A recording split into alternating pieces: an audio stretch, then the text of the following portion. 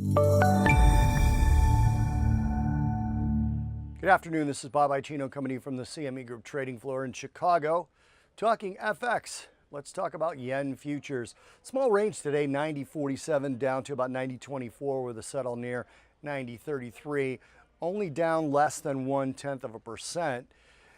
Yeah, yen didn't move much today, but yen is likely to move. One of the things that was behind some of the back and forth with the yen today was Japanese retail sales, which came out last night at an 18-month high, which is good news for the economy, but it was as expected, up 1.5%, so didn't surprise the market in any way. But it was sort of background for what's coming tonight. Now, that retail sales number, again, was the strongest in a year and a half, so that gave a little bit of a push to the yen early on the backs of the BOJ meeting, which is going to happen in about 6 hours from now.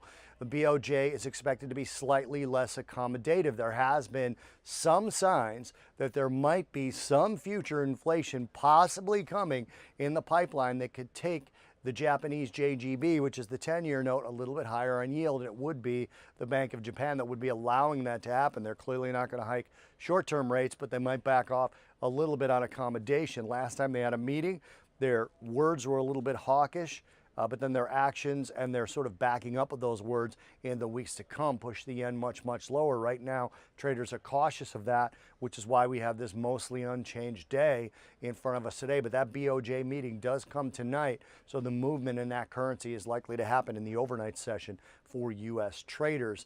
And then also the dollar was weak today. The dollar index was down a little bit less than 0.5%, which again kept a little bit of a bid in the yen, but overall the yen was a low volume day. Again, it wasn't much of a mover today, but the move is expected to come tonight and expected to be fairly strong if the BOJ actually does back out and back away from some of that accommodation.